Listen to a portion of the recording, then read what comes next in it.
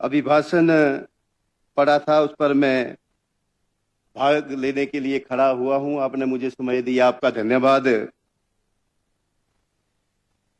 ये जो दस्तावेज माननीय राज्यपाल जी ने पढ़ा, मैं आपके ध्यान में ये लाना चाह रहा हूं कि इसमें जो आज प्रदेश में सबसे बड़ी समस्या बनी हुई है, बेसहारा पशु।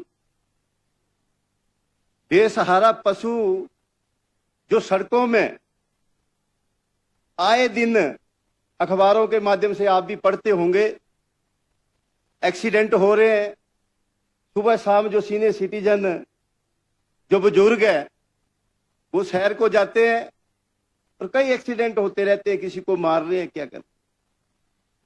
तो मैं भी आपके ध्यान में ये लाना चाह रहा हूं कि 12 सालों से मैं भी सदन में हूं और बेसहाराओं के लिए हम सब 68 के 68 यहां से बड़ी बड़ी बातें करते हैं, भाषण देते हैं, पर ग्राउंड रिपोर्ट जो है जीरो है।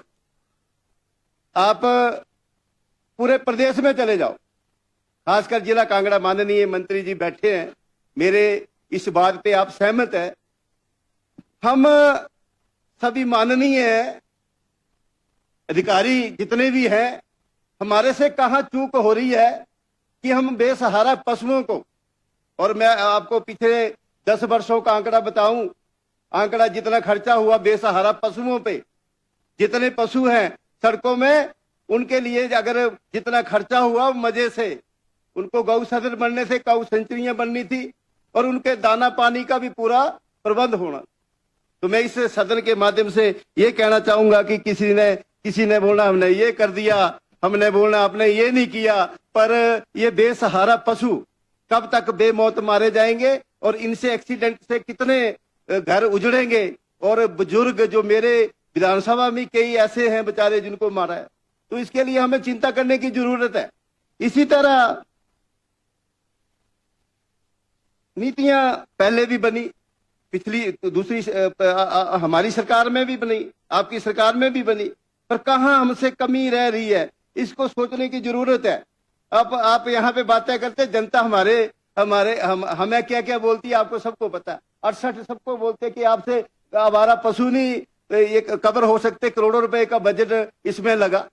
मैं कभी कभी यह भी कहना चाहता हूं कि कई बार हम कहते हैं कि ये किसानों ने छोड़े हैं, ये किसानों ने छोड़े हैं, पर इसका कसूर न किसानों का है न सरकारों का है। हमने जो छोटे बड़े ट्रैक्टर हैं, टिलर हैं, पावर बिल्डर है, सब्सिडी हमने दी, धड़ाधड़ हमने जनता को बोला कि आप ये लो। जब पावर टिलर ले लिए, टिलर ले लिए, उन्होंने खेती बाड़ी का जो पूरा साधन है उनसे करने शुरू कर दिया, तो जो पशु हैं वो छोड़ दिए।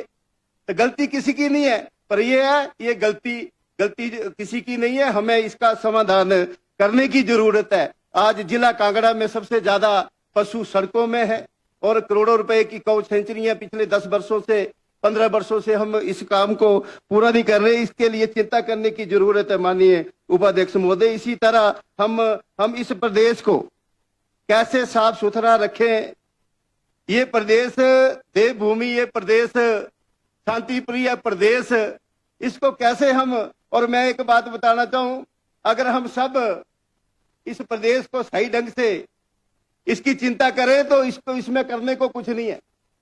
इसको बचाने का है कि इस हिमाचल प्रदेश को, शांति प्रिय प्रदेश को हम कैसे बचाएं। कौन हमारे प्रदेश को लूट रहा है, कौन सही नीतियां नहीं बन रही है, तो ये मैं इसमें चिंता कर रहा हूं। इसी तरह आवारा कुत्ते हैं, बंदर हैं, इससे हमें निजात पाने की ठोस कदम उठाने चाहिए। तीसरी सबसे बड़ी जो प्रदेश को साफ सुथरा रखने के लिए माननीय उपाध्यक्ष जी, हम जो कमेटी एरिया हैं, जो नगर निगम है, जो कमेटी एरिया में आते हैं, वहां पर तो कूड़ा करकट जो है वेस्ट है, उसको उठाने वाले सिस्टम है, पर जो ग्रामीण स्तर पर आबादी है, आधे से ज्यादा जो आबादी है ग्रामीण में, तो जो कूड़ा करकट जो हम फेंकते हैं, आपको पता होगा, छोटे बड़े नाले, छोटी बड़ी कूलें जो है सारा कूड़ा करकट से भरी हुई है। और आजकल तो दूसरा सिस्टम है, डायपर भी वहां पे, हर कुछ। तो ये हमें चिंता करने की जरूरत है। ये दस्तावेज पढ़कर हम कभी इनको कोसेंगे, हमको कोसेंगे। सबसे पहले हमें प्रदेश को सुंदर हिमाचल बनाना है, इसको बचाने की जरूरत है। ऐसे हम बातें करते रहेंगे तो माननीय अध्यक्ष जी, इसी तरह मैं कहना चाहूंगा, पिछली बार ये जो धर्मशाला में प्रवासियों के लिए जो चुरान खट बड़ी बार आई, प्रवासियों के लिए जगह दी, तो प्रशासन अधिकारियों ने कहां जगह दे दी, खड्ड के बीच।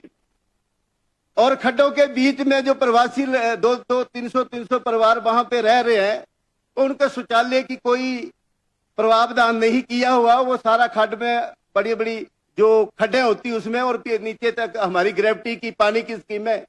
तो ये सारी इन बातों का ध्यान देने की जरूरत है भविष्य में माननीय अध्यक्ष जी। इसी तरह यहाँ पे माननीय मुख्यमंत्री जी चले गए, यहाँ पर खनन के बारे में सबने चर्चा की। खनन की चर्चा भी होती रहती है, पर हमारे प्रदेश का दुर्भाग्य क्या होगा? इससे बड़ा दुर्भाग्य नहीं हो सकता कि हिमाचल और पंजाब को जोड़ने वाला चक्की का पुल खनन के कारण वो बहने के कगार पर हो जाए और उसको 1 साल तक बंद करना पड़े। वो जितने करोड़ों रुपया बनने में बना है उसको रिटेन करने के लिए लगे। इससे बड़ा दुर्भाग्य बस हिमाचल प्रदेश के लिए कुछ होना नहीं है। रेलवे का पुल बह गया, ये ठीक है, माननीय मुख्यमंत्री जी ने क्रैशर बंद किए, इनलीगल माइनिंग ना हो, लीगल माइनिंग हो। पर ये क्रैशर जो बंद हुए, एक तो मैं दाद देता हूं माननीय मुख्यमंत्री जी के कि दम है आप में, आपने क्रैशर बंद किए, पर बंद करने के बाद खोले, रिजल्ट था 0 का 0। नुकसान किसका हुआ? नुकसान उनका हुआ अब जो प्रदेश की जनता है, जिनको क्रैशर, जिनको रेता 40 रुपए स्क्वायर फुट मिलता था, उनको 100 रुपए स्क्वायर फुट मिल रहा। तो ये सारी नीतियां बनाने से पहले थोड़ा सा इसका ध्यान रखने की बातें होती है। माननीय उपाध्यक्ष जी, मैं ये बात करना चाहूंगा, हमारा इसी तरह ये इस दस्तावेज से हटके भी कोई मैं बातें करना चाहूंगा कि हम आगे दौड़ और पीछे चौड़ करते रहेंगे और यहाँ बेड़ा गर्क होता रहेगा, तो ऐसा कैसे चलेगा? इसी तरह हमारा हेल्थ संस्थान है टांडा मेडिकल कॉलेज। माननीय मंत्री जी, श्रीमान जी, मंत्री जी, आप टांडा की सुध जरूर लो। मंत्री जी, आपको बोल रहा हूं मैं। तो आप आज MRI आज किसी को कराना हो तो 50 दिन की वेटिंग होती है। आप CT स्कैन के लिए 1 महीने की वेटिंग है, अल्ट्रासाउंड के लिए 10 दिन की वेटिंग है। आप सीनियर हैं, आप आर्मी मैन हैं, आप तो कुछ भी कर सकते हैं। तो ये थोड़ा सा आप संज्ञान लेने की बात है। टांडा मेडिकल कॉलेज 6 डिस्ट्रिक्टों को फीड करता है। 6 डिस्ट्रिक्ट को फीड करने वाला एकमात्र निचले हिमाचल का टांडा मेडिकल कॉलेज की सुध लो आप। ये मैं आपके कहना चाहूंगा। वहां पे रोजाना जो है OPD है 2500 है, 2500 पार्किंग की सुविधा नहीं है, पर 2500 की OPD हो, पार्किंग नहीं है। जो जितनी भी सड़कें जो सराउंडिंग एरिया की पार्किंग से भरी रहती है, तो इसके बारे में भी आपने विचार करना है। माननीय उपाध्यक्ष जी, सरकार जो काम कर रही है, मैं यही कहना चाहूंगा कि आपने रिवाज डाल दिया कि इन्होंने संस्थान खोल दिए। 1 साल के अंदर जो संस्थान खुले आपने आते ही बंद कर दिए, कांग्रेस पार्टी ने, सरकार ने बंद कर दिए। ये रिवाज आपने डाल लिया। ये जो, और मैं आपको बताना चाहता हूं, बड़े ध्यान से सुनना, ये जो आपकी सरकार है ये ढंग से चलनी होती तो मैं यहां ना आता, ये ध्यान रखना।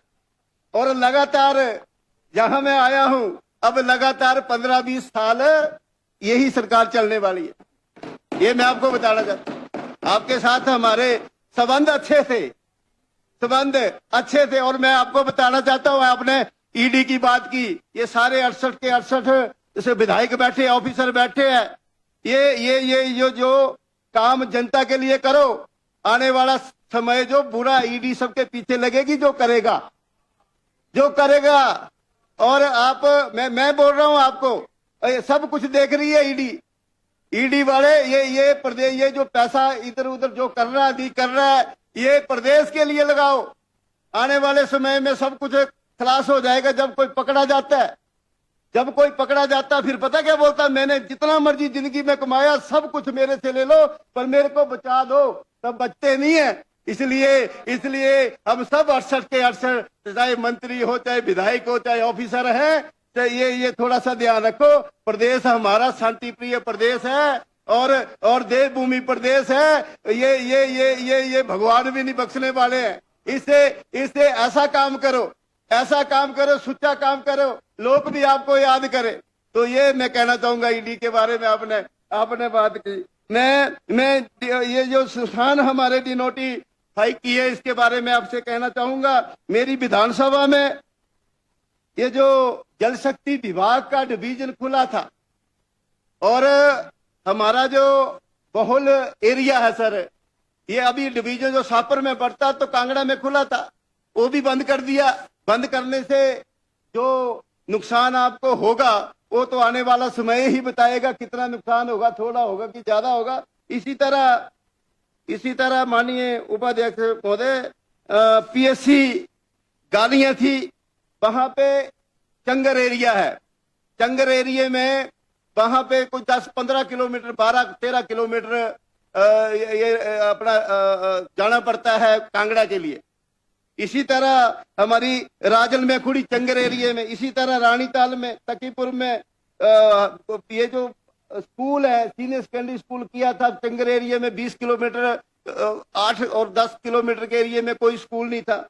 इसी तरह और सारी ये बातें का ध्यान माननीय मुख्यमंत्री चले गए। मैं उनसे सामने करना चाह रहा था कि ये जो रिवाज आपने डाला है, ये ठीक नहीं है। आने वाले समय में क्या होगा। और दूसरा, ये जो आज प्रकोप है, ये जो समस्या आने वाले समय में, ये जो चिट्टे की है ना, हमें सबको इसकी चिंता करने की जरूरत है, चिंतन करने की जरूरत है। ऐसा नहीं है, पहले की सरकार ने भी इसका पूरा चिंता की थी, आप भी कर रहे हैं। और अधिकारियों को, खासकर मैं पुलिस अधिकारियों को भी यहाँ से, इस सदन के माध्यम से कहना चाहूंगा कि जो आप जितना ये कर रहे हैं बहुत अच्छा कर रहे हैं, पर इसको और ज्यादा करने की जरूरत है, ताकि इसका नामो निशान जो चिट्टा है, जो ये इसका नामो निशान मिट जाए, ताकि हमारा जो प्रदेश है जो दूसरे प्रदेशों की तरह उड़ता प्रदेश ना बने। तो ये मैं माननीय उपाध्यक्ष जी, एक बड़ी बात और करना चाहूंगा कि एक बड़ा आपने जिला कांगड़ा के लिए माननीय मुख्यमंत्री जी ने सपना है कि हम एयरपोर्ट की एक्सपेंशन करें। यहाँ पे हमारे केवल सिंह पठानिया जी भी बोल रहे थे कि एयरपोर्ट को बड़ा करेंगे, पर मेरी चिंता ये है कि जो 1500 परिवार उसमें उजड़ रहे हैं, 1500 परिवार उसमें उजड़ रहे हैं, उनका ध्यान रखे। और ये एस्टेब्लिश्ड बाजार गग्गल है, वहां पे फर्नीचर के शोरूम है, वहां पे हार्डवेयर का कारोबार है, वहां पे वर्कशॉप का कारोबार है। तो इस जल्दबाजी में आप ये जो फैसले कड़े ले रहे हैं, आने वाले समय में मैं ठीक है, मैं समझता हूँ जब एयरपोर्ट बड़ा होगा, आप इंटरनेशनल एयरपोर्ट बनाएंगे, पर एक ये भी कल्ले बह के सोचना, छोटा सा प्रदेश है हमारा। इंटरनेशनल एयरपोर्ट अपना चंडीगढ़ में है, हमारा इंटरनेशनल अमृतसर में। इस छोटे से प्रदेश में लोगों को उजाड़ कर आप पता नहीं क्या करना चाहते। ये मैं फिर कहना चाहूंगा, मैंने तो आपको बार सजेशन भी दिया, इसके बारे में आपको सोचना पड़ेगा। और ये चौधरी साहब, ये गारंटियां, इससे भागा था। तो माननीय उपाध्यक्ष जी, ये जो महामहिम राज्यपाल जी ने ये जो पढ़ा था दस्तावेज, तो इसका मैं समर्थन करने के काबिल नहीं हूँ, इसलिए नहीं कर रहा हूँ। धन्यवाद।